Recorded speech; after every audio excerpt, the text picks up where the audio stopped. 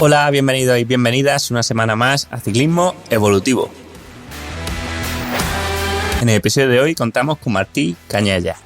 Martí es graduado en Ciencias del Deporte, miembro del grupo de investigación en Complex System in Sport, también es entrenador de pádel y es el autor de un blog muy interesante sobre entrenamiento llamado Fosbury Flop. Y con Martí vamos a hablar, como no, de complejidad en el entrenamiento.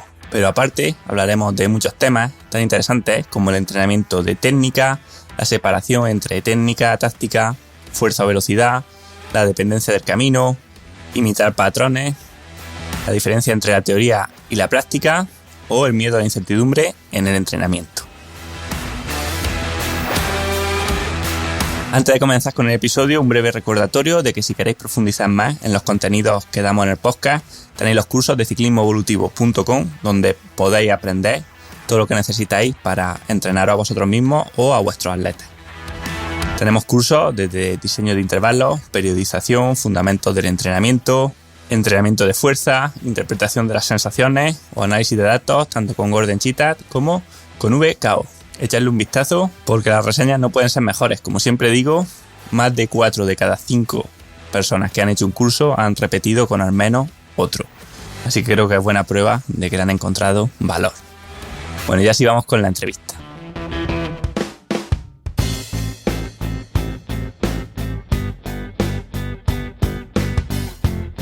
Hola Martí, ¿qué tal? Bienvenido al podcast.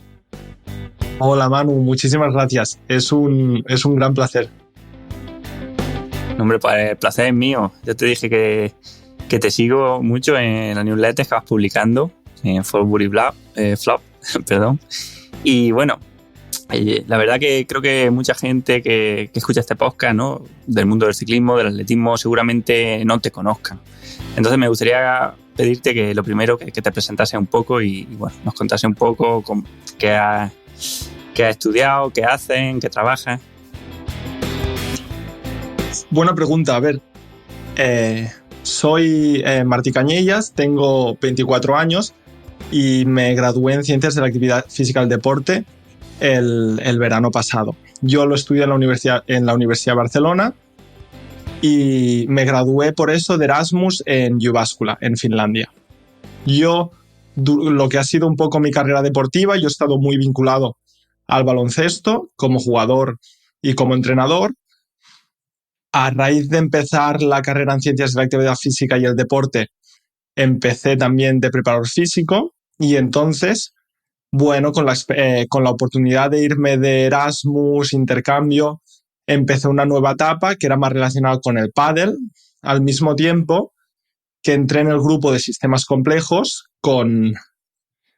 y dirigí un poco más mi metodología hacia unos métodos mucho más que tuvieran en cuenta esa complejidad del deporte y del jugador. Básicamente tuve la suerte de hacer mi trabajo final de grado con Natalia Balaguer y bueno, al final ya tienes toda esa experiencia, ese conocimiento, es difícil ya tirar para atrás. Pero sí, que envidia. La verdad que todos los que estáis en el grupo me decís más o menos lo mismo, ¿no? Que cambiasteis la perspectiva cuando diste la asignatura con Natalia. Así que bueno, tuvo que ser una experiencia interesante.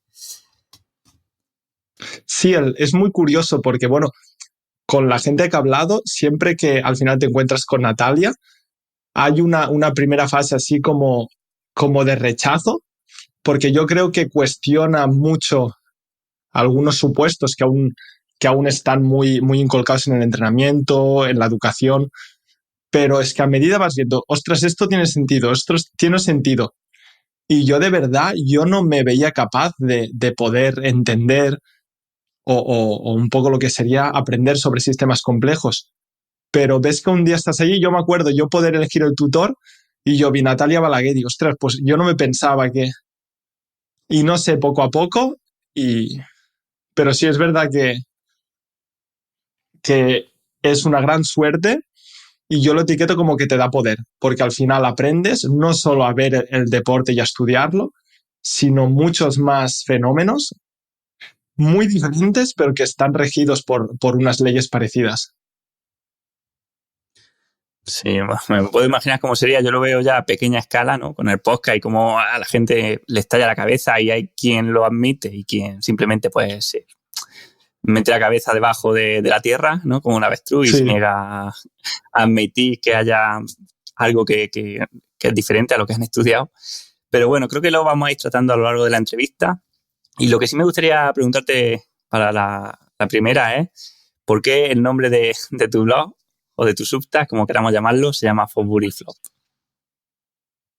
Vale, pues básicamente la historia del Fosbury Flop, del salto, representa muy bien lo que el blog quiere llegar a ser, que al final es empoderamiento. Fosbury Flop se enmarca en la disciplina del salto de altura y básicamente su inventor fue Dick Fosbury y también una tal Fosbury Brill, Debbie Brill, perdón, que con el tiempo ha quedado un poco olvidada.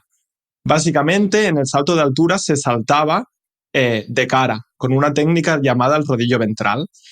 Y básicamente se saltaba de cara porque en esos tiempos no había un colchón y el atleta ya estaba pasando la barrera de los 2 metros, de forma que al caer tenían que poner los brazos con tal de no hacerse daño. El rodillo ventral, que era la técnica con la que se saltaba, era una técnica muy exigente y para un grupo muy selecto de saltadores que tenían una altura entre el 1,85 m y 1,95 m, a la vez que requerían mucha movilidad, mucha potencia. Era como para un grupo muy selecto. Y entonces llegó Dick Fosbury y Debbie Brill, que empezaron a saltar de espaldas y los etiquetaron como los locos, y en el caso de Debbie Brill, la loca, que saltaban de espaldas, ¿no? Y primero fueron descalificados, pero al final lo que acabó pasando con el Fosbury Flop fue que la gente podía saltar mucho más alto, al mismo tiempo que no era una técnica tan exigente que la cual la podían realizar muchos más saltadores. Por eso digo que es empoderamiento. A mí lo que me parece más curioso de esta historia, que el cambio en la técnica no se produce porque un día Dick Fosbury se despierta y dice, mira, hoy me apetece saltar de espaldas, o lo mismo con Debbie Brill, sino por cambios en el entorno, que yo es una de las cosas que trato en el blog, que creo que son grandes olvidados en deporte, en salud, en fitness, etcétera, etcétera, ¿no? Yo lo digo, de hecho hay un post en el blog que se llama El colchón que cambió la historia, porque la técnica del Fosbury Flop emergió por eso, por los avances tecnológicos de la sociedad en ese momento. Las reglas del salto de altura decidieron incorporar el colchón con tal de que la caída no fuera tan fuerte, y entonces eso, ¿no? Un cambio en el entorno acabó propagando pues un efecto mariposa que gracias a eso pudo emerger el Fosbury Flop. Y es bueno, y ese ejemplo lo he utilizado en muchos factores, ¿no? Yo lo hablo en temas de salud, en temas de entrenamiento, que muchas veces no es ordenar al jugador o a la jugadora o al atleta o al paciente, oye, salta de espaldas, oye, haz esto, sino mira tu entorno, añade un colchón. Y es eso un poco, bueno, pues lo he usado un poco como metáfora, ¿no? Como dice Rafael Paul, una frase que me representa mucho es, somos lo que emerge de nuestra relación con el entorno, y creo que somos lo que emerge de nuestra relación con el entorno en el deporte, como entrenadores, como jugadores, yo como hijo, como pareja, también como nuestros pacientes, y creo que esta historia lo representa muy bien. Sin duda, al final, lo que tú dices, aunque pusieron la colchoneta, ¿no?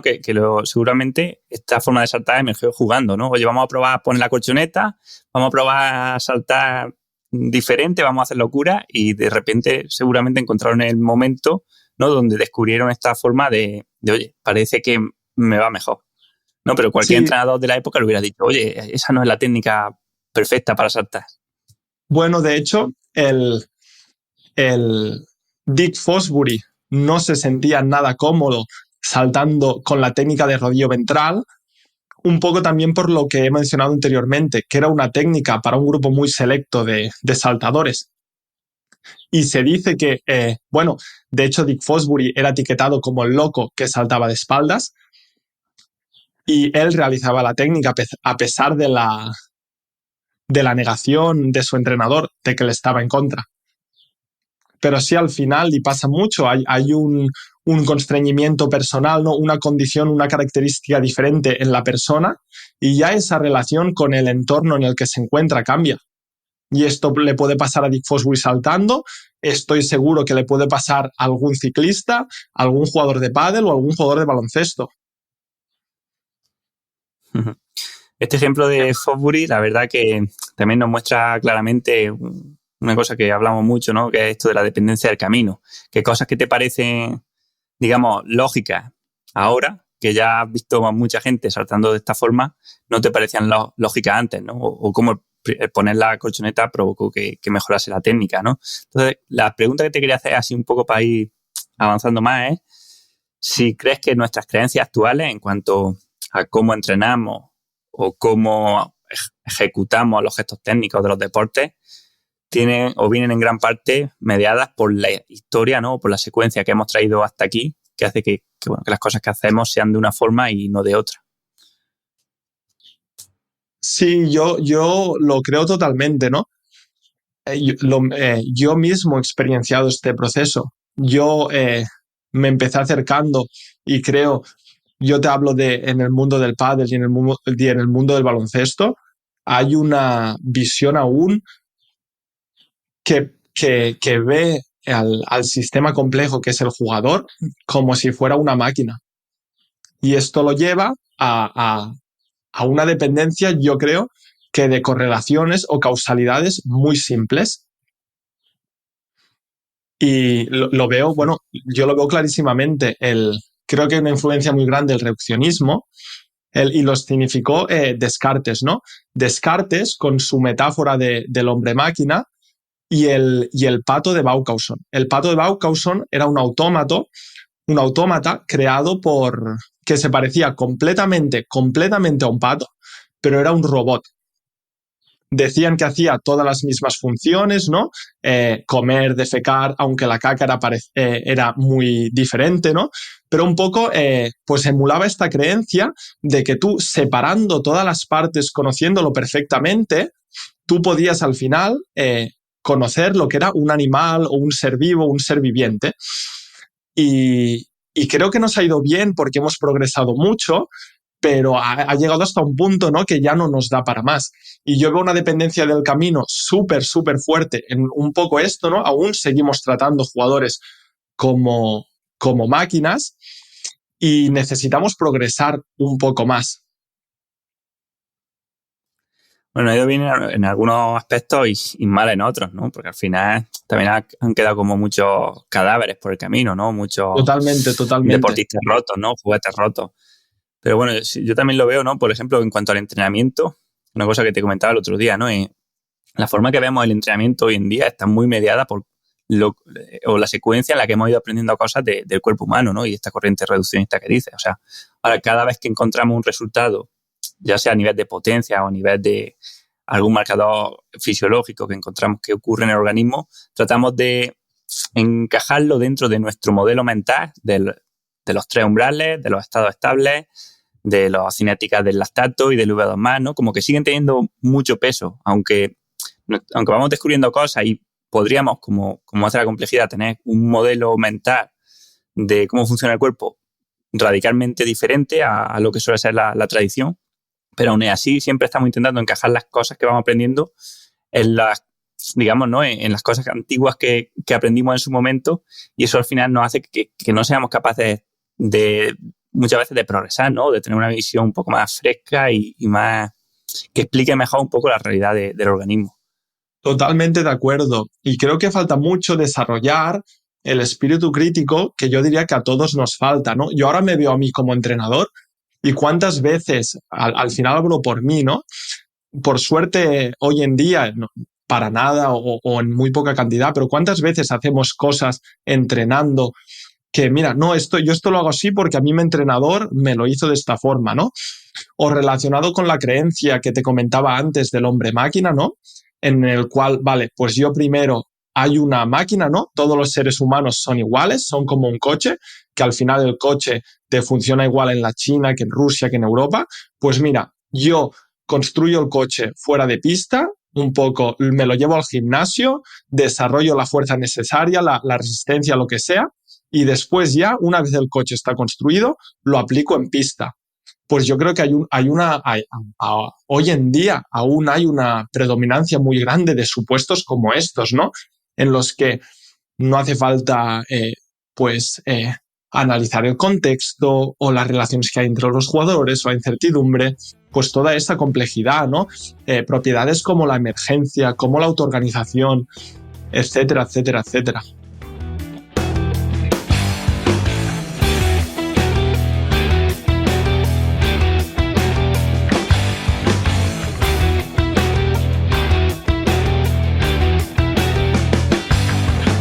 Y me estaba acordando del ejemplo que me pusiste el otro día de Maradona haciendo el test. La verdad que me gustaría que nos lo contases porque me pareció que era bastante interesante. Sí, es una anécdota que me gusta mucho y la cuenta Fernando Signorini, que era su preparador físico. Maradona estaba realizando el test de Cooper, que consiste en correr 12 minutos en 12 minutos la máxima distancia posible y justo acabar le dice a Fernando Signorini, le dice, esto no sirve para nada. Y le dice el preparador, ¿cómo que no sirve para nada? Este test lo desarrolló el doctor Cooper para comprobar, y Maradona le corta y le vuelve a decir, esto no sirve para nada. Y le dice, dime cuántos metros hice. Y Fernando le dice a Maradona, pues hiciste unos 2.500. Y le dice, a este le contesta, ¿y cuántos tenía que hacer? Y el preparador le dice, pues mira, un deportista como tú debería andar cerca de los 3.400. Y dice, vale. ¿Y tú, Fernando, tú cuántos haces? Dice, y Fernando le contesta a Maradona, yo hago 3.200. Y entonces Maradona, cogiendo el refresco, le dice, pues mira, Fernando, el domingo juegas tú. Y esto lo veo aún, siempre me viene a la cabeza esta anécdota cuando aún veo gente proponiendo métodos simplistas como o a través de la resistencia o a través de la fuerza o a través de métodos descontextualizados y aislados como fórmula mágica. Y con esto no quiero decir que el trabajo de resistencia o el trabajo de fuerza sea algo malo, que no haya que hacerlo. No, pero que es muy importante respetar esa complejidad, porque hay factores que yo lo que veo son mucho, mucho más potentes que un programa de fuerza a nivel micro. En relación a esto, ¿no? Aún veo mucho, no, si es que hay lesiones es por la fuerza, no sé qué, la resistencia o esto. Y siempre me viene a la cabeza la frase de Paco Seirulo, que dice, mira, nunca he visto un equipo que va ganando cansado. Y cuando es verdad, ¿no? Muchas veces hay muchos otros constreñimientos que también afectan. Y no es la fuerza, no es la resistencia, pero es un poco esta dependencia del contexto. O para ponerte un ejemplo, ¿no? Yo que me he dedicado al básquet y al pádel, yo puedo trabajar la fuerza en el gimnasio tanto como quieras, pero es que al final en la pista de pádel hay una variabilidad, una incertidumbre, unos niveles de fuerza que a lo mejor los puede estar trabajando el gimnasio, una potencia que a lo mejor, pero hay todos los otros componentes, todos los otros factores que no se tienen en cuenta en el gimnasio o con un trabajo en pista sin incertidumbre ni sin oponentes. Entonces, lo que te quiero decir es, ¿puede ser útil? Por supuesto. ¿Es el mejor trabajo que podemos plantear de cara a la mejora del rendimiento? Ostras, no lo sé. Yo veo la mejora del rendimiento como algo mucho, mucho más complejo. Ojalá lo pudiéramos abordar con propuestas de fuerza a través de repeticiones y a través de series, ¿no? Pero es que veo que hay una de factores que tienen en cuenta enormes, ¿no? Ya desde, por ejemplo, lo que sería el calendario de una competición. Pues el calendario de una competición te constriñe mucho más que cualquier programa de fuerza que quieras hacer. Si a ti la FIFA o cualquier otra competición te obliga a jugar 2 veces por semana, es que este constreñimiento a nivel macro que te viene desde un directivo es que un poco te aguantas, ¿no? Porque ya te puedes meter a correr o hacer la fuerza, todo lo que quieras, pero es que será muy difícil de abordar. Claro. O, por ejemplo, como podría ser bueno, así, ¿no? Tenemos unos constreñimientos. Al final, trabajar la fuerza está en una escalera micro. Yo puedo trabajar la fuerza del jugador, pero es que en el sistema complejo que es el jugador, el jugador se encuentra en el equipo, que es otro sistema complejo, que está dentro del campeonato, que depende de directivos, de reglas. Bueno, hay un entramado de complejidad que ojalá fuera tan fácil de abordarlo con métodos simplistas. Sí, esto es lo que pasa con problemas que no se pueden abordar solamente a nivel de individuo, ¿no? Ya nos iríamos por la rama un poco al hablar, por ejemplo, de salud pública, de la obesidad, ¿no? O sea, obviamente tú puedes decir que la obesidad o la adicción a las redes sociales son problemas del individuo, que no es lo suficientemente, no sé, estricto, severo o no tiene suficiente fuerza de voluntad, pero claro, la realidad es que el individuo poco puede hacer en un entorno pues, obesogénico o contra compañías que tienen instrumentos, que tienen aparatos que lo hacen adicto, ¿no? Como la gente que se hace adicta a las drogas. O sea, en parte tiene un poco de culpa la persona, pero no toda la culpa puedes decir que es de la persona, ¿no? Pues aquí un poco lo mismo, no puedes aislar al individuo del entorno. Exacto. Me gusta mucho la frase de Jorge Wagensberg que dice, el entorno es una de las partes esenciales del ser vivo. Y entender esta relación constante de jugador o persona-entorno creo que ayuda mucho a entender un poco pues cómo nos comportamos, ¿no? Que interviene cómo es la persona, que a lo mejor la persona es más o menos disciplinada, por supuesto. Que vivimos, por ejemplo, en un mundo capitalista que nos ha aportado muchos beneficios, pero también pone el beneficio económico por encima de lo que sea. También, al final, ¿cuál es el mayor incentivo no sé, me viene a la cabeza, una empresa de refrescos o de patatas chips? Pues al final lo que quieren es vender y hasta contratan a ingenieros, ¿no? Alguna noticia que he visto, para estudiar el crujiente perfecto, ¿no? Para hacerlo más adictivo. Pues un poco lo que dices, se vive en un entorno obesogénico, en el que prima más hacer el dinero que la salud, etcétera. Y aquí me lo llevo otra vez al ejemplo un poco del Fosbury Flop. Por ejemplo, tenemos a Dick Fosbury, ¿no? Que él tiene unos constreñimientos, unas características en su persona que le obligan no sentirse bien. Ahora, si a Fosbury Flop no le llegan a poner el colchón, pues él no puede saltar de espaldas. Me refiero que no todo es fuerza de voluntad, no todo depende de nosotros mismos, pero es de la relación de nosotros mismos con lo que nos rodea. Ya, volviendo al entrenamiento, hay una cosa que también se desprende un poco de lo que decías, ¿no? Y esta tendencia que tenemos a querer fragmentarlo todo, ¿no? Y, o sea, por ejemplo, queremos trabajar por un lado la fuerza, pero por el otro la técnica, por el otro el juego específico o la resistencia, por otro la táctica. Y claro, es que tú no puedes separar una cosa de la otra. O sea, porque ¿qué me dice la técnica, por ejemplo, imagínate, en un trail running? ¿Qué te dice el entrenamiento de técnica si no va acompañado de hacerlo pues con fatiga y en el terreno donde tú vas a hacerlo, ¿no? O, no sé, el entrenamiento también de técnica o de táctica sin la fatiga asociada a la competición o sin la fuerza que tengas que hacer en la competición, es que es un poco, o sea, queda un poco cojo, ¿no? Parte de esta tendencia, ¿no? A querer, o este reduccionismo a ir construyendo el individuo por partes, como si mejorando cada una de las partes, luego al unirlas fuese a funcionar en perfecta armonía. Totalmente. Yo esto lo veo relacionado un poco con lo que decías, con la dependencia del camino, ¿no? Que venimos de este paradigma tan mecanicista, tan relacionado con el hombre-máquina, que nos lleva a esto, ¿no? Que lo podemos separar y controlar todo.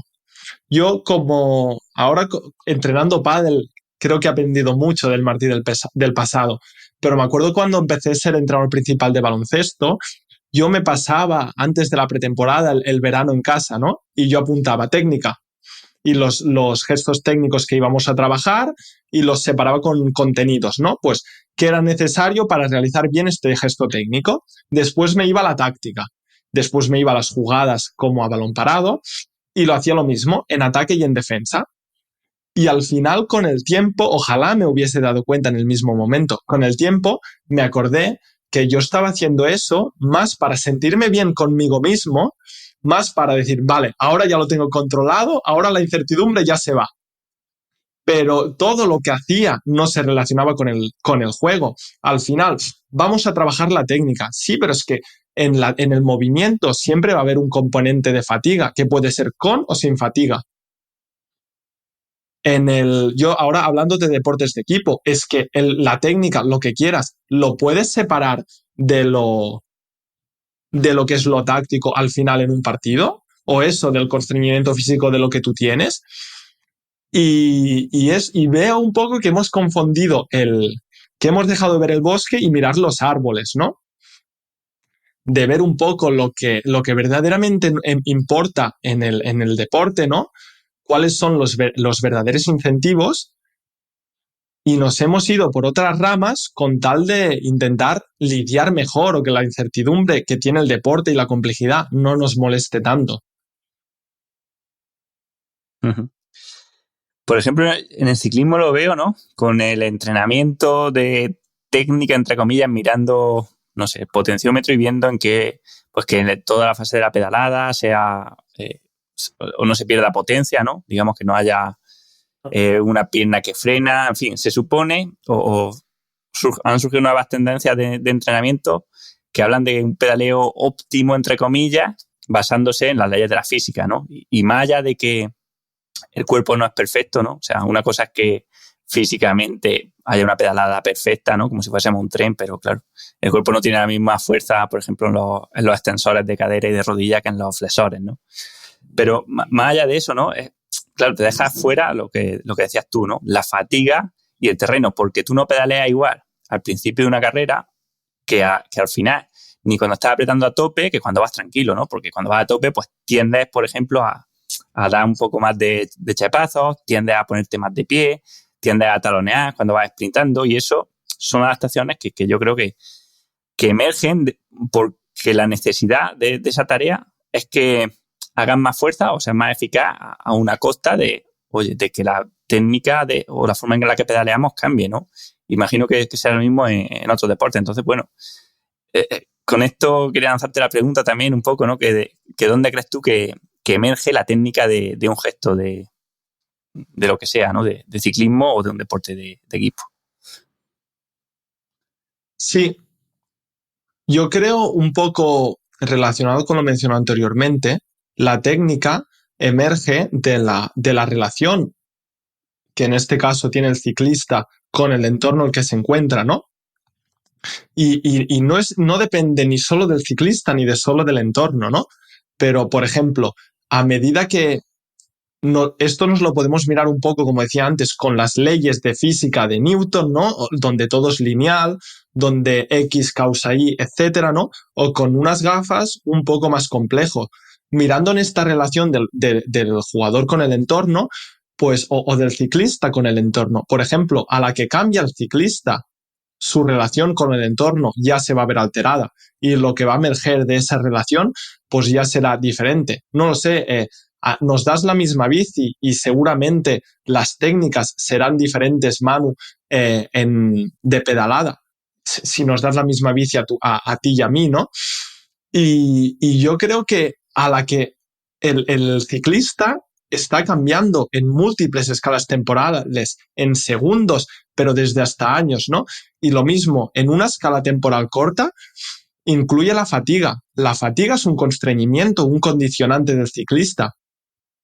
Pues a la que la fatiga condiciona el ciclista, ya la relación con el entorno cambia. Y lo mismo que dices, en subida, en bajada, pues en terreno de montaña, etcétera, etcétera, ¿no?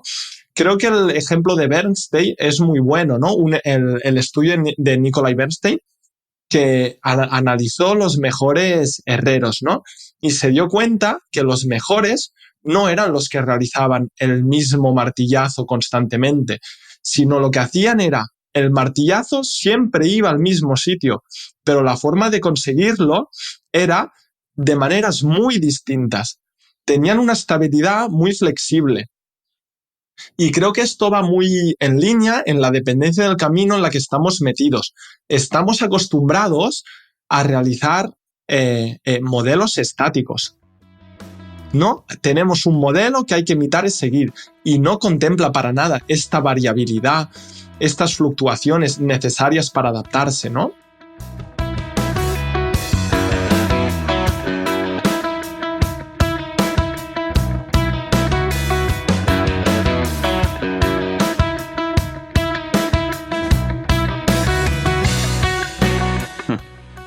Exactamente, partimos de un modelo porque creemos que hay una referencia óptima, ¿no? Y aparte de lo que tú decías, o sea, es que si tú ves pedalear a Pogačar y a Vingegaard, pedalean diferentes los dos, ¿no?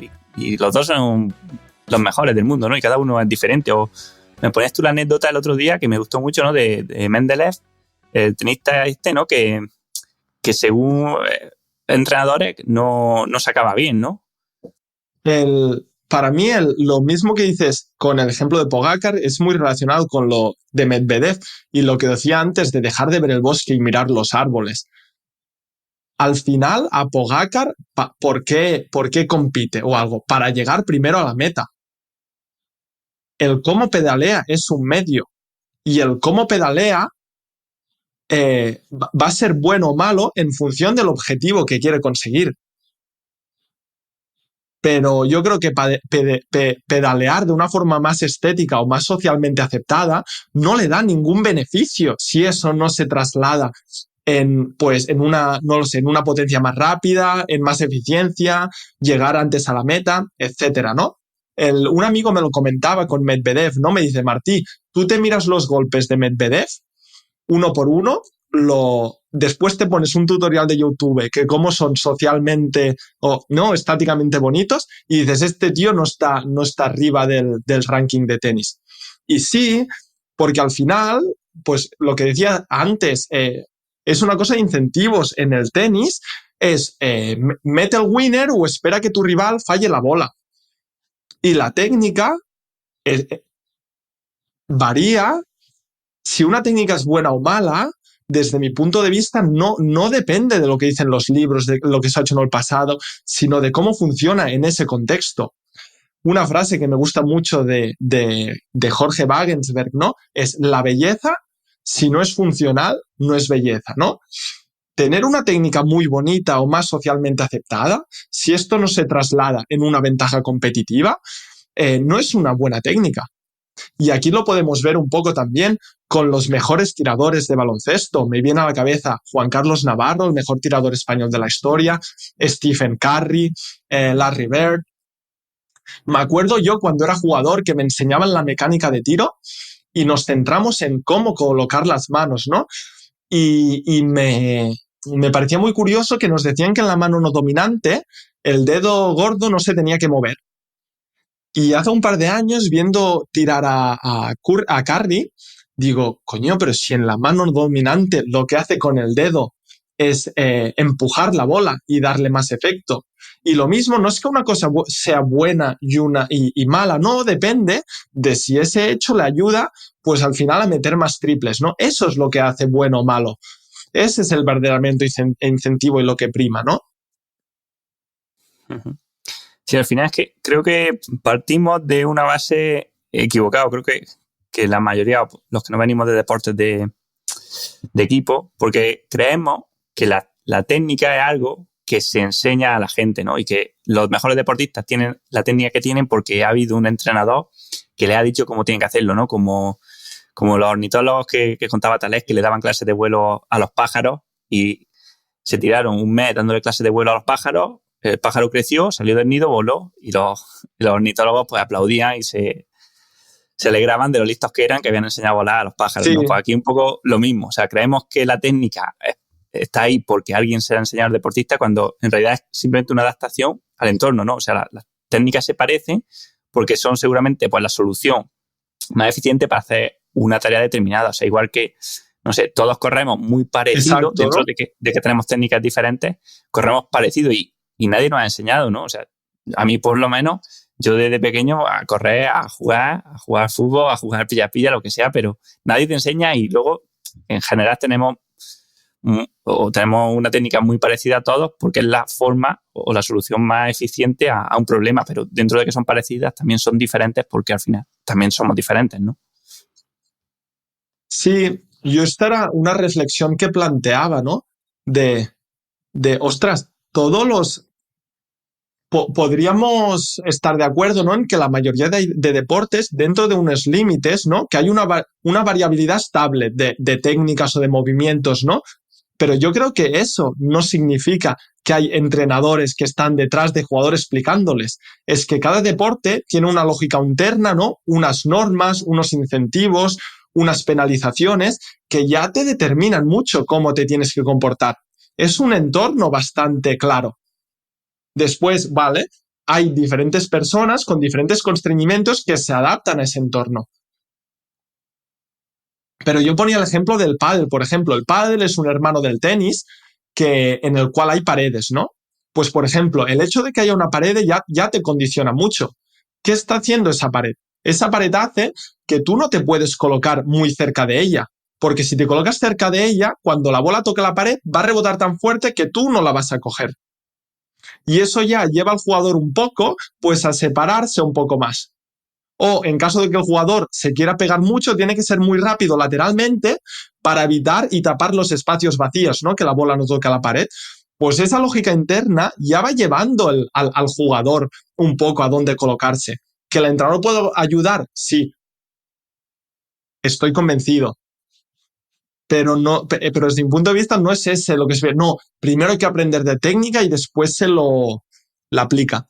A mí sobre esto siempre me viene a la cabeza el libro el tratado sobre la eficacia de François Julien, ¿no? En el que compara un poco el pensamiento oriental y más europeísta, ¿no? Y argumentando que los europeos tendemos más a establecer modelos, ¿no? A decir un modelo perfecto, es decir, vale, esto es así. Y entonces, a la hora de conseguirlo, lo que hacemos es, paso a paso, intentar imitarlo. Cuando, por otro lado, con una mentalidad más oriental, se centran más en lo que dicen el potencial de cada situación. Hay un ejemplo muy bueno. El potencial de cada situación se refiere como parar en el momento y ver, vale, tengo este contexto, ¿cómo lo solucionamos? Pero no con el fin de conseguir algo concreto, sino como, ok, el resultado nos lo dará adaptarnos a las situaciones del camino. Es muy bueno, ¿no? Ponen muchos ejemplos de la guerra y dicen un poco que, por ejemplo, el coraje y la cobardía o la valentía son producto de la situación en vez de cualidades que el soldado tiene. Explica un poco que una persona no es cobarde o valiente, sino que puede actuar de estas formas, ¿no? Depende de la situación en la que se encuentra. Es muy curioso que explican que normalmente en una situación de batalla, el general chino lo que busca es crear una situación en la cual el soldado se tenga que comportar de esa forma, en vez de, como hace el europeísta, de obligárselo. Es decir, el general chino dice, yo en vez de exigirles a mis soldados que luchen a morir, yo los pongo estratégicamente en una situación en la que no puedan escapar. Entonces, ahí no es que el soldado sea valiente o cobarde, no, es que es una situación en que la valentía emerge porque sí, porque es una situación de vida o muerte, ¿no? Y lo mismo tiene en cuenta con los enemigos. Dice, no, yo a mi enemigo nunca lo acorralo 100%, porque entonces sé que esa valentía va a emerger, sino que siempre les dejo un pequeño escape en el cual siempre el soldado pues pueda pensar, mira, yo tengo por dónde escapar, aún no tengo la necesidad de luchar a vida o muerte. Sí, qué bueno. Qué buen ejemplo. Creo que es un ejemplo y un poco lo que te decíamos, al final es una relación de soldado-entorno, ¿no? Un soldado en un entorno en el que no le queda otra, en el que la necesidad es salvar la vida, pues se va a comportar como tal. Justamente me ha venido a la cabeza el podcast que grabaste con Toti Corbalán, que hablabais un poco, ¿no? De que al final en Kenia los corredores no corren como hobby, como, mira, pues me voy a apuntar al atletismo. No, allá es una razón mucho más, no te iba a decir de vida o muerte, pero de mucha más importancia, ¿no? Y al final eso también constriñe. Claro. Y yo lo que veo mucho al entrenamiento es aún un pensamiento europeísta de tú corres porque yo como entrenador que tengo la autoridad te lo digo y tú haces esta técnica porque yo creo que es la correcta. Y cuando creo que ya hay más evidencia que suficiente para empezar a ser un poco más con mentalidad, en este caso oriental, ¿no? Sí, además en el rendimiento se ve también, ¿no? O sea, queremos como encorsetar al deportista o poner una pegatina de, oye, tú mueves tantos vatios o tu V2 más es tanto. Pero claro, si tú no te pones o no pones a la persona en la situación de tener que sacar su verdadero potencial o su máximo potencial, nunca va a rendir como tiene que rendir, ¿no? Y la pegatina que le pones es algo temporal basado en cómo estaba en el momento que hizo ese test. Pero nosotros lo vemos mucho que, o sea, una persona puede hacer un test de esfuerzo y hacer 20 minutos, por ponerte un ejemplo, a 300 vatios, y luego llega una carrera y una persona que se motiva y que la verdad que la carrera es importante para él y que no te voy a decir tampoco que le vaya la vida, pero casi, te mueve 350, ¿sabes? Es una mejora de rendimiento Totalmente, brutal sí, que sí. tú no puedes extrapolar a través del entrenamiento, porque es que son motivaciones y mentalidades muy diferentes que hacen que la persona llegue a un punto de agotamiento muy diferente. Totalmente. Me viene a la cabeza la frase de eh, la necesidad es la madre de la invención, ¿no? O como al final es eso, el que tiene, pues de esa necesidad, de esa emergencia, que al final es un constreñimiento, acaba condicionando. Me acuerdo de mi profesor, Jordi Coma, en la Universidad de Vic, que decía, lo mejor que te puede pasar en un sitio de trabajo es que llegues el primer día y no tengas ni idea. Y te aseguro yo que en los 10 días siguientes vas a aprender más que en toda tu vida. Y bueno, sí que es verdad que hay que contextualizarlo, pero yo me veo, ¿no? Un estudiante, yo, por ejemplo, en un sitio de trabajo que me motiva y en el cual no estoy a la altura, ese reto de estar en un puesto que a mí me motiva, pero que tengo mucho que aprender, es que me va a generar un aprendizaje por sí solo, ¿no? Y a lo mejor esto es una cosa que la podríamos, por ejemplo, contemplar en la educación, en primaria, secundaria, bachillerato o universidad, ¿no? Que al final un poco, pues crear estos retos, estas necesidades, que no estudie o te haga los deberes el jugador, la persona, perdona, porque se lo dice el profesor, sino porque desde dentro tiene una necesidad, un deseo, un reto de aprender, de satisfacer una necesidad, de cumplir con un objetivo, etcétera, etcétera. Y a partir de aquí, me gustaría clarificar porque esto es una cosa que me pasa mucho y pido perdón, que parezco que hable de una cosa es buena y una es mala. Y no, perdona, esto es como que yo lo veo, ¿no? Que al final pues yo no soy nadie para ordenar a alguien, a un jugador, a comportarse como yo quiero, porque yo lo creo o porque yo soy egoísta, sino yo me encargo de intentar ayudarle. Y yo le pongo una situación y él elige cuál es la mejor manera de adaptarse. Y yo de verdad desde fuera la ayudo, ¿no? Porque yo también tengo un punto de vista y una experiencia que puede ser relevante. Pero es que a lo mejor el que piensa las antípodas de mí también va a tener éxito y lo va a poder conseguir. Y ya lo digo, ni bien ni mal, solo es una forma de cómo tú al final entras en pista, ¿no? Y un poco de cuáles son tus creencias. Sí, ya el problema no es que puedan mandar o no puedan mandar, ¿no?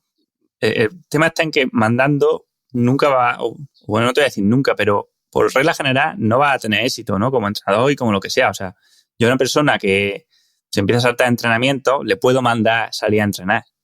Pero a lo mejor eso lo consigue que entrene un día o dos, pero no al tercero o no al cuarto, porque hay que intervenir ahí pues, mucho más en profundidad a nivel de hábitos, a nivel de motivación, de preferencias.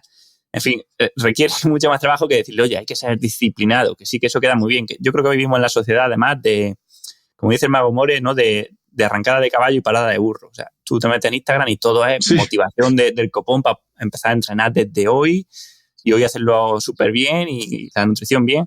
pero nadie te da las herramientas para continuar, ¿no? Que es lo de verdad difícil y lo que genera el éxito, ¿no?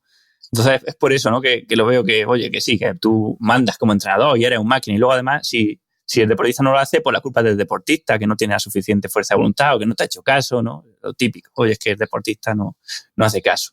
Pero claro, la realidad es mucho más compleja. Exacto, y esto lo podemos ver, por ejemplo, con unas gafas un poco de mecánico, ¿no? En el cual, vale, el jugador realiza una acción y es por esto, ¿no? Yo presiono una tecla y causa esto. Si lo vemos con unas gafas un poco más, con una mirada compleja, tú ves que al final las acciones es una acción muy pequeña que está englobada en otras. Por ejemplo, ¿cómo me comporto yo en un momento determinado? Viene condicionado por mis motivaciones, por mis miedos, por mis valores, por mis experiencias de vida. Y muchas veces yo veo a un jugador hacer una acción determinada y yo le puedo decir 1000 veces, oye, no hagas esto, lo que está bien es esto. Cuando a lo mejor sería mucho más efectiva olvidarte de esa acción e irte al valor que está provocando eso, ¿no? Yo tengo un jugador que no para de hacer dejadas constantemente, y no le salen bien, pero la sigue intentando, porque a lo mejor lo que busca no es ganar el punto, a lo mejor es lo que quiere es imitar a Sancho Gutiérrez o a Juan Lebrón, los mejores jugadores del mundo, ¿no? Y está más preocupado en el show off que en el adaptarse en la situación que tiene.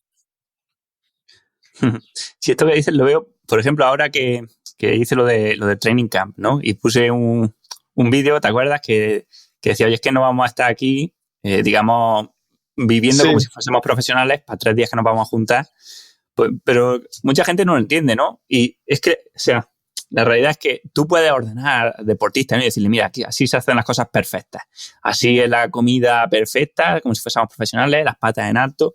Pero lo que estamos hablando ahora no lo vamos a convencer. Lo que necesitamos es generar algo más potente, una emoción, ¿no? Un algo de que la persona diga, hostia, qué guapo ha estado, hostia, me quiero poner fuerte, hostia, me quiero poner fino porque el año que viene quiero hacerlo o porque quiero apuntarme yo o hacerlo yo por mi cuenta, ¿no? Y lo mismo con el entrenamiento. Cuando hablamos de disfrutar del proceso del entrenamiento, la gente no lo entienden porque dice, bueno, pero disfrutar no me va a hacer más rápido, ¿sabes? No te va a hacer más rápido mañana, pero sí al tercer día, porque va a hacer que tú seas la persona que entrena, que sigue, que continúa 1 año, 2, 3, ¿no? Y ya no solo disfrutar, sino encajarlo dentro de tu contexto, de que si tú eres una persona que trabaja por las mañanas, pues no vas a hacer entrenamiento en ayunas a las 5 de la tarde, pues en tu contexto, pues tendrás que ajustarlo y entrenar unos días mucho y otros días no entrenar porque es cuando puedes, en fin, hacerlo fácil para aguantar mucho.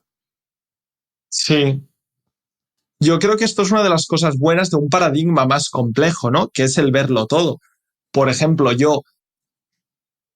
te voy a ser sincero, yo las indicaciones las uso, no como una obligación, sino más como sugerencias. Pero es que creo que el paradigma de la complejidad lo engloba todo. Por ejemplo, te lo digo, yo le voy a crear al jugador un reto, una necesidad en el entrenamiento. Pero yo si veo algo que creo que le puede ayudar, le voy a dar una sugerencia.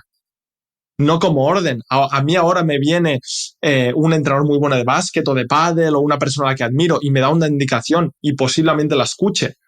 Donde no cuadrará posiblemente es cuando me intente ordenar a cada momento.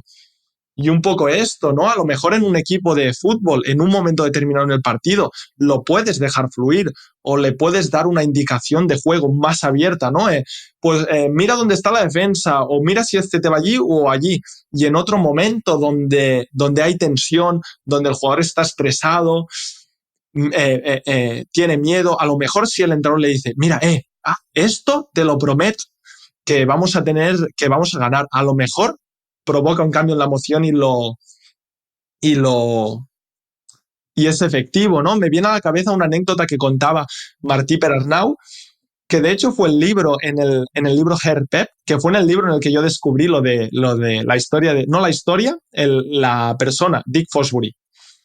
Y explicaba como creo que era una final de una Supercopa de Europa o Supercopa Alemana o alguna competición de esas en la tanda de penaltis de Pep Guardiola, cómo Pep Guardiola motivaba a su equipo, ¿no? En el staff de Pep Guardiola estaba Manel Estiarte, que Manel Estiarte es el mejor waterpolista de la historia, el máximo goleador de la historia y uno de los mejores lanzadores de penaltis.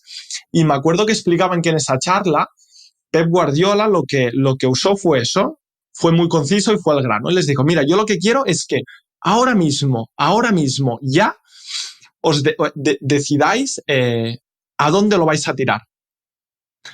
Y hasta ahora, hasta que lo tiréis, repetiros, va a ir dentro, lo vais a meter, lo vais a meter, lo vais a meter. Y un poco él diciéndolo, esto lo aprendí del mejor lanzador de penaltis de la historia, que es Manel Estiarte. Pues en ese momento, a lo mejor esa indicación, que es una indicación emocional, es lo mejor que puede hacer, ¿no? Me acuerdo que en ese partido ganaron, pero yo no creo que podamos basar en eso el entrenamiento.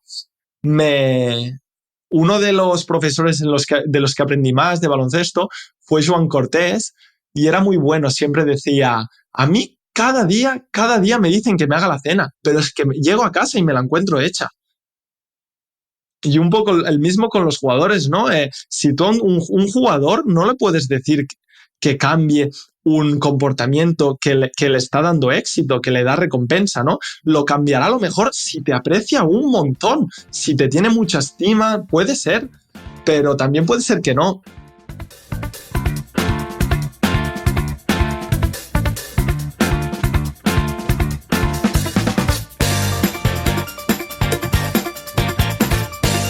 Al final, viendo los ejemplos que usan, ¿no? Se nota que estos entrenadores son gente transdisciplinar, que ya no solamente sabe de entrenamiento, sino de psicología y seguramente de nutrición y de técnica y de relaciones sociales y, bueno, seguramente también de finanzas, en fin, un poco de todo, ¿no? Porque creo que eso es un poco también una clave, ¿no? De este entrenador basado en la complejidad, el entender de todo. No tienes que ser un experto de todo, pero sí al menos saber integrarlo, porque, oye, seguro que tenemos gente que es el mejor científico del mundo, sabe un montón de entrenamiento, de terapia, de entrenamiento de fuerza, pero luego no sabe integrarlo a lo mejor en la psicología del deportista y no le dice las cosas que necesita cada persona y lo hace de una forma que la idea podría estar bien, pero solamente en el laboratorio, ¿no? Cuando lo lleva a la vida real, pues falla y sí, siempre puede encontrar, oye, es que ha fallado por esto o por lo otro, pero bueno, la realidad es que ha fallado porque no has tenido en cuenta lo demás, el contexto, la psicología y todo. Sí, me acuerdo uno de esos episodios de que te parece, ¿no? Que Natalia Balaguer te dice algo y al principio dices como, ¿qué? Pero tienes razón, me dijo, el entrenador de pádel, Martín, no tiene que saber de pádel, tiene que saber de la vida. Y un aforismo muy sencillo, pero yo creo que es muy verdad. Y me viene a la cabeza en relación a esto que dices, lo que James Vaughan, Mark O'Sullivan, investigadores básicamente sobre fútbol, llaman de knowledge about the game or knowledge of the game. Por ejemplo, el investigador, el comentarista, el entrenador puede tener knowledge about the game, ¿no? Yo lo puedo estudiar y puedo saber qué pasa en cada situación, las estadísticas, lo que sea. Pero lo que verdaderamente importa, lo justifican, es el knowledge of the game. Es decir, que el jugador que se encuentra allí en el meollo, en el partido, sepa seleccionar la información verdaderamente importante para tener éxito. Y a mí, saber cuáles son las mejores tácticas de fútbol, cómo atacar, defender, me es inútil si yo no tengo las herramientas pedagógicas para que mis jugadores o los jugadores que yo dirijo sean capaces de seleccionar esas affordances, esas oportunidades de acción, la información verdaderamente relevante para hacer esa defensa efectiva. Sí, cuando lo decía me acordaba Creo que es un poco relacionado con eso, ¿no? Podemos tener esa información, pero como que tener o conocer esa información no nos garantiza nada. Un poco como el hecho de haber sido jugador profesional no te garantiza, te puede ayudar, pero no te garantiza ser un entrenador de éxito. Sí, al final es que son entornos diferentes, ¿no? Cambia el entorno, nos tenemos que adaptar de diferente forma, desde el despacho, el laboratorio. Es muy interesante y muy útil y creo que ayudan mucho. Pero cambia el entorno, ¿no? Y a lo mejor, y puede ser una teoría científica o lo que quieras súper elaborada, pero si la cabeza del jugador no te lo compra, te lo destroza, ¿eh? Y ahora yo te puedo estar hablando de complejidad, de lo que quieras, que si el jugador me dice, mira Martí, tú dime qué tengo que hacer, qué es lo que me va a hacer sentir mejor, yo me como mis palabras y le doy las órdenes. Lo voy a intentar convencer, por supuesto, pero creo que al final ser un entrenador complejo también es un poco esto, ¿no? Adaptarte a tu entorno, que tienes un entorno en el que el jugador aún es muy dependiente, ¿vale? Intenta hacerlo independiente, pero recuérdate que, bueno, algunos querrán ganar, algunos querrán mejorar, adaptarte a eso. Sí, al final, como dicen, la teoría sin práctica está coja, ¿no? Porque en la realidad ocurren muchas cosas que en los modelos pues no aparecían, porque donde se junta y donde todo interactúa con todo, ¿no? Al final, complejidad. Y me acordaba cuando te escuchaba, ¿no? De esto de Skin in the Game, de Taleb, ¿no? De que sin haberte metido tú en el barro, ¿no? Sin haber tú vivido un poco lo que tú estás enseñando, es difícil que enseñes bien, ¿no? Y me acordaba de por ejemplo, profesores en general, pero en especial, yo que sé, en la universidad, profesores que nunca han entrenado a nadie o que nunca han emprendido un negocio, que te enseñan a ti a ser entrenador o te quieren enseñar a ti a emprender un negocio, ¿no? Entonces, es un poco ridículo porque te pueden decir unas teorías que luego en la realidad sí. Es que no sirven, ¿no? O sea, directamente fallan a la primera. Entonces, es un poco eso, ¿no? Que el entrenador tiene que estar ahí en la realidad y no ser un... No quiero decir una rata de biblioteca, pero en fin, no quedarse solamente en la parte académica, que está muy bien y que es muy rimbombante, sino también, oye, bajar al barro, entrenar gente, pegársela, practicar, ¿no? Learning by doing, o sea, aprender a través de ponerse en la situación en la que se va a poner deportista también. Es lo que decía Joan Tubau, ¿no? Que decía, a Quentin Tarantino le preguntaban a qué academia fue para aprender a hacer cine y dijo que él iba al cine a ver películas. Y después lo decía con Lluís Bassat, ¿no? Dice, Lluís Bassat aprendió publicidad vendiendo. Y justamente ahora me vuelvo a acordar de Joan Cortés, de la Federación Catalana de Básquet, que decía, a básquet se aprende jugando. Y con esto no me gustaría desmerecer a investigadores o gente un poco más de despacho, ¿no? Porque creen que hay creo que hacen una labor muy útil. Por ejemplo, los que elaboran la teoría de sistemas dinámicos nos abren las puertas, ¿no? A todos estos principios o esas teorías. Pero sí que es verdad que no como verdades absolutas, ¿no? Como tendría que haber mucha más cooperación entre academia, entrenadores, jugadores, etcétera, para hacerlo verdaderamente eficaz. Yo me acuerdo que un amigo mío, Albert Cañellas, no es familia, es amigo, hablando un poco así de ciencia, y me decía, él estaba de ayudante en el primer equipo del Joventut de Badalona, de la primera división de básquet de España. Y me decía, mira Martí, hablando sobre una teoría, tú le enseñas esto al primer entrenador del equipo y me dice, a mí no me enseñes esto, a mí dime lo que tengo que hacer, que esto es otro buen debate. Pero yo digo, pues mira, si lo que estamos haciendo en las universidades no les sirve al primer entrenador de un equipo de baloncesto, entonces es que estamos haciendo mal. Y me viene a la cabeza una frase también de Rafael Paul, Natalia Balaguer, que dicen, como no, rompiendo un poco el enlace este de teoría y práctica, ¿no? No hay... mejor ahora la tendré que teoría, buscar. ¿no? Sí, exacto. Que al final la teoría es una herramienta para que tú puedas entrenar, vivir lo que sea mejor.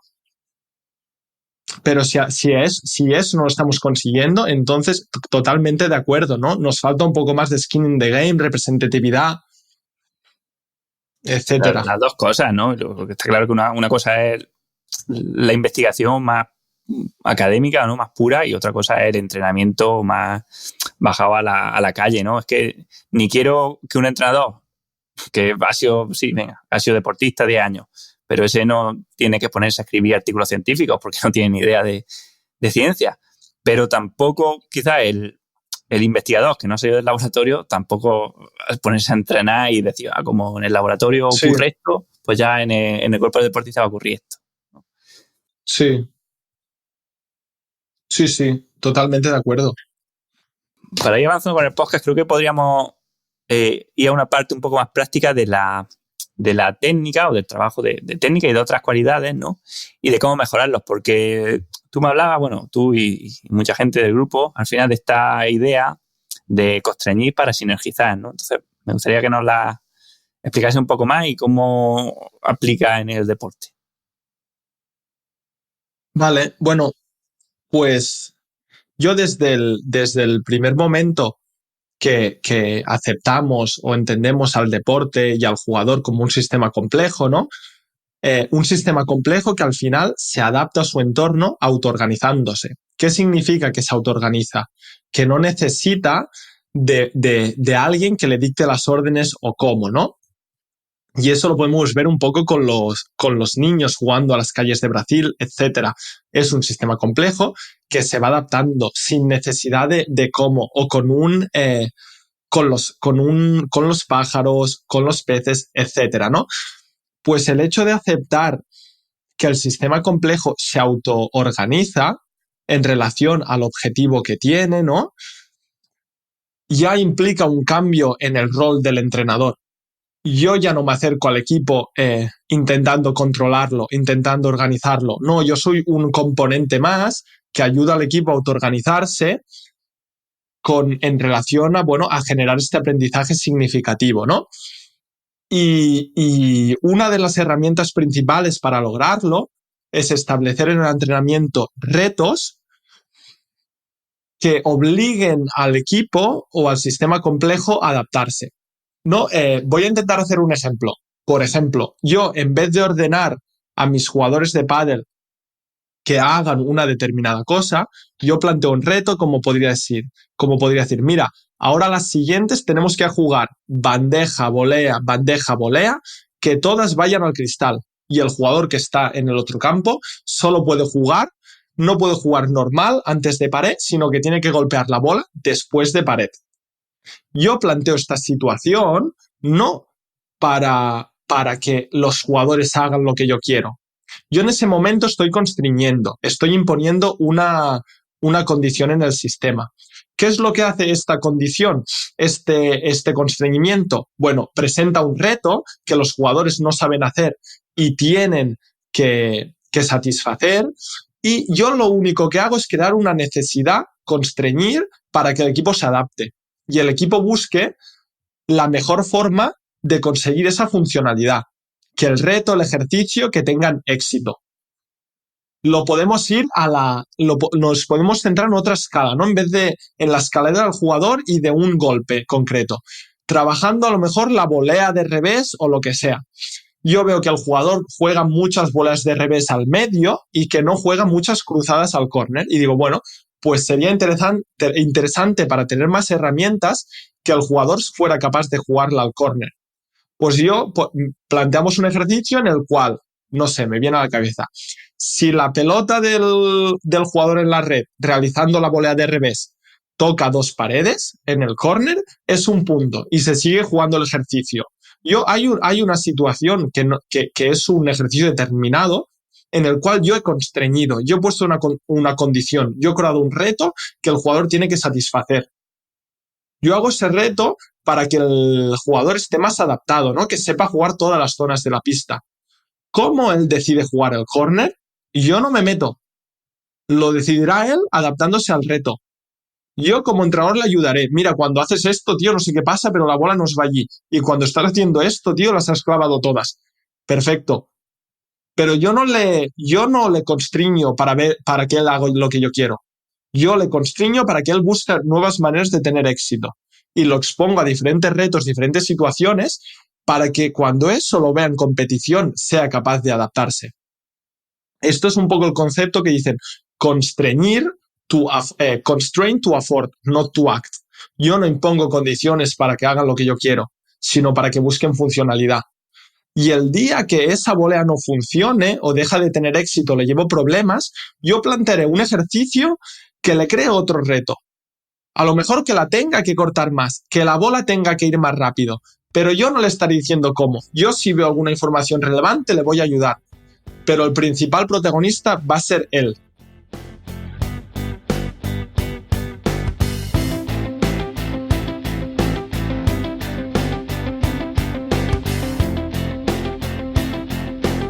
No sé si te lo he aclarado un poco. ¿Quieres otro ejemplo?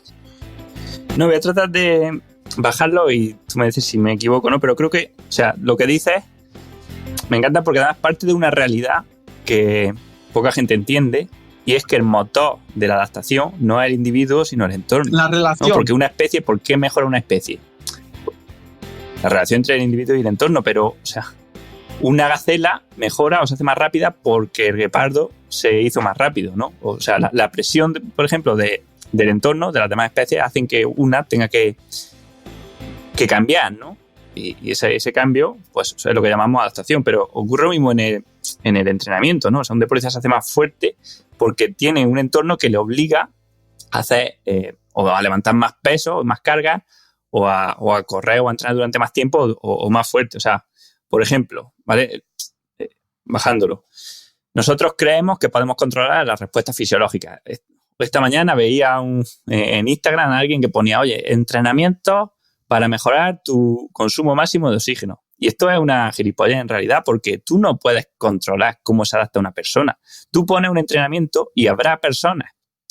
O sea, pones un entrenamiento a 100 y habrá 50 que mejoren el consumo máximo de oxígeno, pero habrá 30 que no lo mejoren y que aún así mejoren el rendimiento porque se adaptan de otra forma, mejorando la eficiencia, por ejemplo, y habrá 20 que ni siquiera mejoren, ¿no? Entonces, tú controlas solamente el estímulo, o digamos así, el entorno. Y ya la forma en la que el deportista se adapte, pues es una forma autoorganizada, ¿no? Como tú bien decías. O sea, lo mismo lo veo a lo mejor en pues, la técnica, en bici. O sea, tú puedes controlar el estímulo y el entorno. O sea, y si vas por un terreno con piedra suelta o con barro, pues el deportista tendrá una sinergia o tendrá unas técnicas diferentes así va por asfalto. Pero tú no puedes controlar, oye, tienes que hacer con este músculo, tienes que ponerlo a 90 grados y en el momento que estés por el salto lo contraes, porque no funciona así, ¿no? O sea, digamos que el deportista de forma autoorganizada se adapta ahí. Con este ejemplo que decías, ¿no? Tienes que presionar con este músculo. ¿El objetivo de esta corrección o de decirle eso cuál es? El entrenador supongo que el objetivo se supone que lo haga bien. Sí, ¿no? Que con esa técnica correrá más. Claro. Pues, ¿por qué no, por ejemplo, ponerle en una situación en la que tenga que correr más? Y si él decide hacerlo con el cuádriceps o con el glúteo. Mira una cosa, Martí, un ejemplo buenísimo, ¿no? Que al final el ciclismo de lo que se trata en competiciones de ir más rápido. Pero muchas veces en los entrenamientos lo que buscamos no es ir más rápido, sino ir a más vatios. Y son objetivos que no siempre están alineados, ¿no? Entonces, por ejemplo, tú cuando estás en una competición te das cuenta, o yo, por ejemplo, que cuando voy en una escapada, en una competición, te centras en ir lo más rápido posible, aunque eso signifique menos vatios. ¿Cómo? Agachándote todo lo que puedes, yendo a la posición más aerodinámica. Eso implica que seguramente das menos energía, pero es la forma en que vas más rápido, mientras que entrenando no te agachas así como en las carreras, porque vas más mirando, tienes un objetivo diferente que es llegar a tantos vatios, y ese llegar a tantos vatios hace que tu comportamiento, tu posición, tu técnica, tu pacing, todo sea diferente a como lo harías en carrera, ¿no? Entonces, si tú no proporcionas el entorno de que el objetivo es ir más rápido, ganar la carrera, pues hay muchas sinergias, ¿no? Muchas adaptaciones que no van a aparecer nunca. Totalmente. Una foto que yo usé, que me gustó mucho y yo la intenté buscar una relación, era de un campo de hierba verde en el cual pasturaban vacas, y había una valla en la que ponía: no cruzar este campo, a menos que lo puedas hacer en 9 segundos, porque el toro lo hace en 10. Y eso, a mí es que me buscan muchos estos paralelismos, pero es que es verdad. Mete al ciclista en una situación que tenga que correr en menos de 10 segundos, métele un toro detrás. Y ya veremos si Pero totalmente de acuerdo, Manu. Exactamente. No es que es la realidad. Es como cuando se dice, oye, es que jugando a videojuegos mejoras tu técnica en bajada porque los videojuegos te hacen tomar decisiones, ¿no? O es que jugar al ajedrez te hace más inteligente de cara a la vida. Y son aspectos tan diferentes, con contextos tan diferentes que o sea, no veo yo que tomando una decisión en un juego vaya luego a ser mejor en las bajadas de ciclismo, que además no te da tiempo a pensar. Hoy Manu leía que, bueno, un poco en relación al cerebro, ¿no? Que es un órgano muy adaptativo, ¿no? Y que un poco el cerebro se adapta a las situaciones a las que se expone. Y leía un estudio en un libro de los conductores de taxi de Londres, ¿no? Que los que eran mucho más experimentados tenían la región del cerebro de representaciones espaciales mucho más desarrollado. Mucho más desarrollado que los beginners, los conductores principiantes, y mucho más desarrollado que cualquier otra persona que no fuera conductora de taxi, ¿no? Y básicamente, ¿por qué? Porque es una habilidad necesaria pues para ser un buen taxista, ¿no? Para navegar en la ciudad. Y yo pensaba, tío, ¿y los conductores de taxi entrenan el cerebro de forma aislada? ¿Entrenan, yo qué sé, actividades de velocidad cerebral? No, es que no sé. No, es un poco el entorno con un reto. Supongo que ellos quieren ser mejores, ganar más dinero, tener más clientes. ¿Qué es lo que les lleva a esto? Eso es como la aplicación esta de entrenamiento mental, ¿no? Que hay un chico que se llama Pablo Castañeda de Smart Sapiens, que tiene un podcast también que lo cuenta muy bien, ¿no? De, oye, tú a estas aplicaciones si quieres, pero entrenando en ellas lo que vas a hacer es mejorar en ellas, ¿no? Entonces, cuanto más entrenes en esa aplicación, más bueno vas a ser en Exacto. esa aplicación, pero no esperes que por eso vayas luego a llegar a unas oposiciones y sacártelas sin estudiar, ¿no? Porque eso no funciona así. A lo mejor deberías invitar un día a Joan Cortés porque me vienen muchas frases suyas. Y él siempre, cuando hacías un ejercicio o algo, te decía, pero Martí, ¿el jugador qué va a ser? ¿Mejor jugador de básquet o mejor jugador del ejercicio que le estás planteando? ¿Va a ser mejor taxista o va a tener mejores resultados en la aplicación de entrenamiento mental? Sí. Claro, sí, a lo mejor un máquina en el rondo, pero luego en el partido no se entera, ¿no? Sí. Sí, o una cosa, ¿no? Que en pádel se usan mucho los carros, es decir, un carro lleno de bolas y el entrenador le tira bolas al entrenador. La podrá quemar, jugar a 300 por hora con el carro, pero después con los estímulos reales y verdaderos en competición, pues a lo mejor parálisis completa, totalmente. Al final también es que el movimiento es involuntario, ¿no? O sea, hacer bien la técnica de cualquier ejercicio. Hay una anécdota que creo que es de Agassi, pero ya no estoy seguro, ¿no? Pero creo que era de Agassi en su libro, que para ganar un set en una final a un rival le dijo, oye, me encanta cómo sacas. ¿Me podrías explicar cómo lo haces, ¿no? Cómo lo hace a nivel muscular y tal. Y el otro se lo estuvo explicando, el rival, y después de explicárselo cómo lo hacía o cómo creía que lo hacía, empezó a fallar todos los puntos, ¿no? Porque pasó de fijarse, o sea, de hacerlo de forma involuntaria, de forma automática, a hacerlo como pensando en el gesto. Y eso se ha visto mucho, ¿no? En muchos ejercicios, en muchos estudios así, de cuando tú piensas en el gesto, cómo lo haces, o sea, cuando te focalizas en los músculos, haces mucho peor, por ejemplo, el disparo a canasta, que cuando no lo piensas, cuando simplemente lanzas. También lo que dicen de parálisis by análisis, ¿no? Ejemplificándolo con la historia del 100 pies, que le dice uno, no, mira, tú ahora tienes que mover esa pierna y esa, claro, tiene 100 piernas a mover, pues se paraliza y la lía parda, ¿no? También me viene a la cabeza la anécdota de Djokovic con Wim Hof, que él decía, mira, yo en los mejores momentos de la competición, cuando yo juego automático, todo fluye, yo ni pienso. Y creo que esto es un tema muy interesante también en relación al una cosa que tendríamos que progresar en el entrenamiento, ¿no? Que el foco atencional tiene que ser externo, no interno.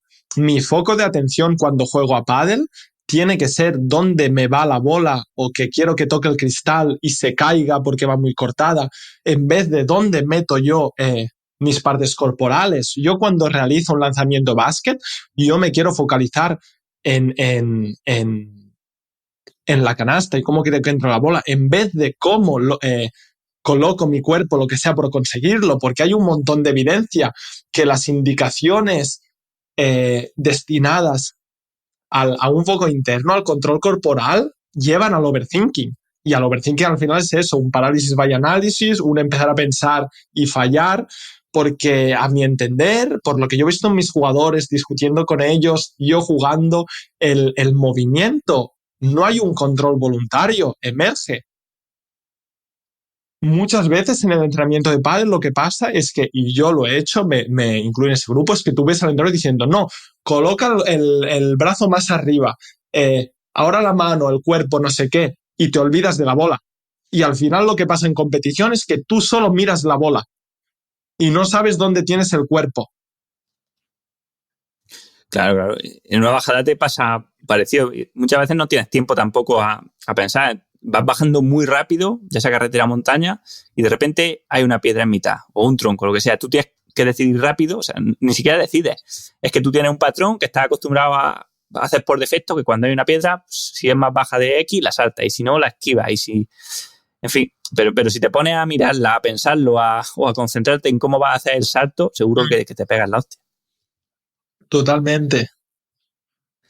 Pues ya hay un último tema que teníamos y que me gustaría hablar contigo, Martí, y es este de la incertidumbre, ¿no? De si crees que hacemos tantas cosas los entrenadores o científicos o deportistas directamente y caemos muchas veces en el reduccionismo directamente porque no somos capaces de soportar que no haya una respuesta. O sea, es que es duro, ¿no? A nivel de entrenamiento, oye, ¿cuánto voy a mejorar? ¿Qué series son las ideales? ¿Cuánto tengo que entrenar? ¿A qué pulsaciones? ¿A qué vatios?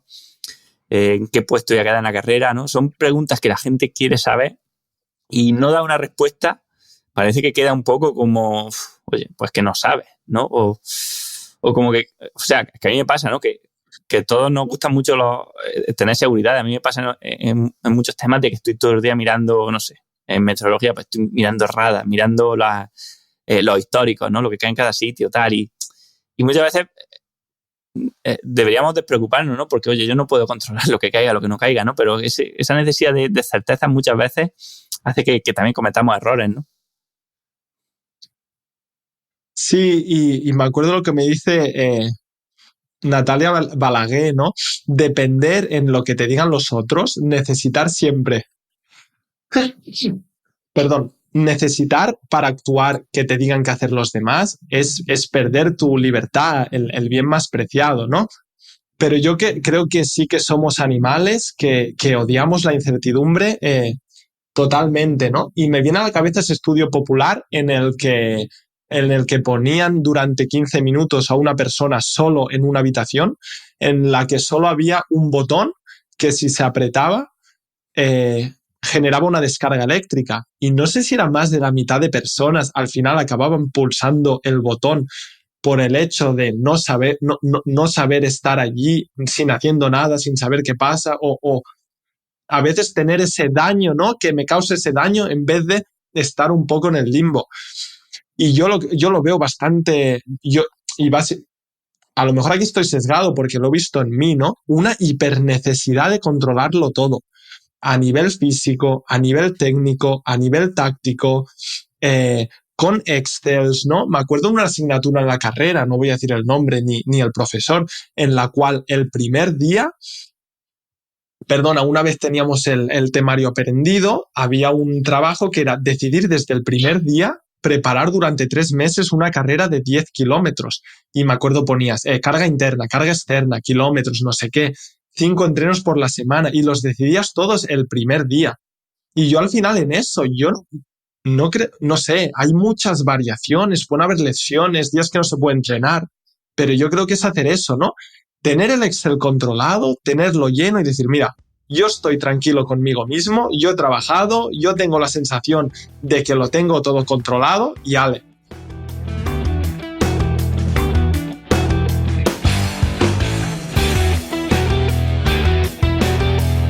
Claro, yo también lo decía porque yo creo que todos hemos pasado por ahí, ¿no? Pero yo también, sobre todo en mi época eso de la universidad, de corredor y tal, y de tenerlo todo súper planificado, controlado, todos los datos, los CTL, los TSS, los vatios, en fin, como tener digamos, una proyección de qué va a pasar y luego ir viendo que no se cumplía, ¿no? Que no se cumplía ni una vez, ni otra, ni en mí, ni en nadie, ¿no? Entonces, claro, ahí es cuando queremos, ¿no? Es decir, eso, oye, hay que abrazar incertidumbre porque es que además no nos queda más remedio.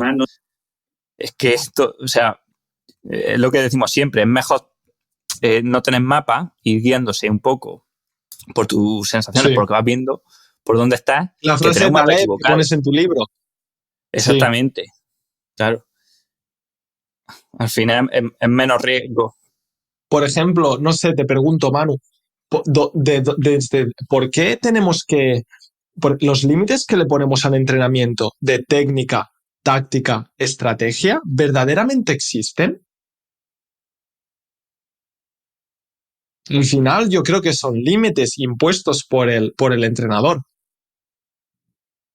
o por el científico, el que quieras, para decir, mira, pues yo hablaré de esto, esto y esto ya lo tengo claro y esto ya lo sé.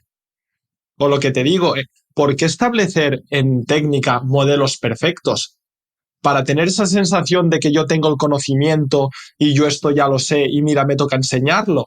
A lo mejor esto es mucho más cómodo que ir cada día al entreno y decir, mira, pues no sé por dónde me saldrá hoy, pero voy a dar todos mis esfuerzos, ¿no? Para que él encuentre su mejor versión, para que él se adapte. Un poco, creo que en ciclismo a lo mejor no pasa así, pero a mí me ha pasado en básquet y en pádel. Yo he sido un tío que llegaba a pista con todo preparado, pero todo preparado incluso al minuto. Este ejercicio, tal, no sé qué, parejas, lo que sea, y un poco todo lo contrario. Tener clara la dirección de la sesión, constreñimientos a modificar, cosas a tocar, pero estar abierto a ese flow, ¿no? Y un compañero del grupo de investigación y muy amigo mío, también te lo recomiendo por el podcast, que se llama Quique La Casa, siempre dice la frase, no, es que si tú miras la libreta, te pierdes el entreno. Y creo que es muy buena frase. No creo que sea tan simple en el que haya que preparárselo o no, ¿no? Pero sí que es verdad que hay que estar abierto a esa incertidumbre de lo que, a ver a qué te lleva el entrenamiento, a ver qué oportunidades surgen, ¿no? Esto lo decía el otro día Joan Tubau, ¿no? Que al final tener talento es estar despierto para coger la oportunidad.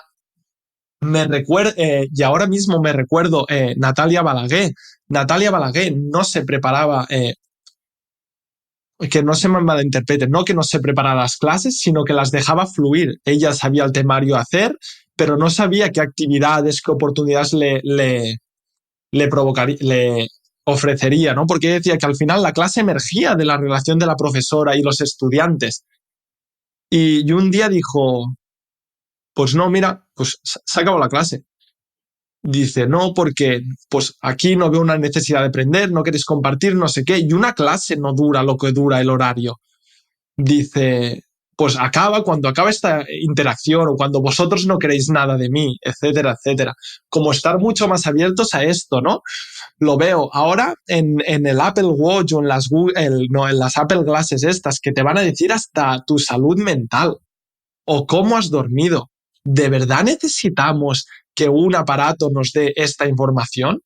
No sé, es levantarse, mirar el reloj, mira, he dormido bien, pues vale, ya puedo empezar el día. O estar 2 minutos, 3 analizando, mira, no sé qué, me siento. No lo sé. Pero esto, el tener las certezas, el no soportarlo, creo que es muy difícil caer en la trampa. Yo mismo caigo. Y es algo que no creo que hay que ser muy consciente porque yo creo que te da mucha libertad. Sí, por ejemplo, con esto que dices, ¿no? Oye, ahora que está tan de moda, ¿no? Medir el sueño, cómo has dormido, cuántas horas REM, no REM. Aparte de la fiabilidad que tenga eso, el problema que tienes es que ¿cómo se dice? Te sugestiona, ¿no? Si te sale mal una noche, ya tú empiezas a pensar que estás cansado, que has dormido mal, te empiezas a poner esa excusa, cuando en realidad si no lo hubieras medido, no le harías ni caso, porque quizás has dormido bien, quizás has dormido un poco peor, pero luego lo que importa es cómo tú te sientes, porque hay muchísimas más cosas que influyen aparte de cómo has dormido, ¿no? Pues qué hiciste ayer, qué motivación tienes para hoy, qué cosas tienes, si hace sol, si está nublado. Entonces, tener ese dato de cuánto he dormido ya me sugestiona normalmente negativamente, porque sí, es lo que también digo en el libro, ¿no? Oye, mira, si tú tienes calor, ¿qué más te da que ponga en el termómetro que hay 15 grados para vestirte o no? O sea, tú tienes que vestirte en función de si tienes calor o tienes frío, ¿no? Por lo mismo es con esto. Y claro, justo lo que dices, o sea, al confiar más en estos datos que lo que nosotros sentimos, somos esclavos de ellos, porque ya nos dominan. Si nos sale mal, nos domina a las percepciones. Y para mí esto es un punto clave que dices, somos esclavos a ellos, ¿no? Nos hacemos dependientes totalmente a ellos. Y esto creo que es una cosa muy seria, depender de esto. Y los entrenadores, si no nos damos cuenta, al final podemos ser como estas máquinas, creadores de jugadores, de seres dependientes. Si al final yo me dedico a decirle al jugador si está bien o mal, no sé qué, si tiene recompensas, si no, yo estoy creando lo mismo, probablemente, que él se valore a sí mismo, que él valore lo que él hace, que él valore su proceso en relación a lo que otro le dice. Y podemos tener mucha más libertad si en vez de mirar cada mañana a la máquina o al final de cada entreno, nos miramos un poco adentro. Y podemos como entrenadores dar mucha más libertad si en vez de ver al jugador como una persona a la que yo le ordeno, lo vemos como, pues lo preparamos un poco para esta incertidumbre, ¿no? Muchas veces a mí cuando me preguntan, Martí, ¿cómo hago eso? Yo les digo, no lo sé. O les hago un poco que se aguanten esta respuesta, porque yo como entrenador podría salir del paso mucho más rápido diciéndolo, no, tú haces esto, pero yo le digo, no, perdona, pero yo el día de mañana no estaré. Así que la solución y la respuesta la buscas tú solo y yo te ayudo. Pero en crear esas habilidades, no hacerlo dependiente en lo que yo le digo o en el que el reloj le dice. Desarrollar las habilidades para decir, mira, en esta situación está pasando esto y esto. Me voy a adaptar. Sin duda, pasa que, bueno... O no lo sé, de verdad necesitamos el reloj que nos diga, llevas mucho tiempo parado. Haz 10 sentadillas, haz una pausa activa. Pues al final eso es crear seres dependientes y lo podemos hacer a través de un reloj o siendo como entrenadores. Y yo esto creo que solo le puede interesar a unos cuantos pocos muy enfermos de poder, pero eso, si no nos damos cuenta, vamos y...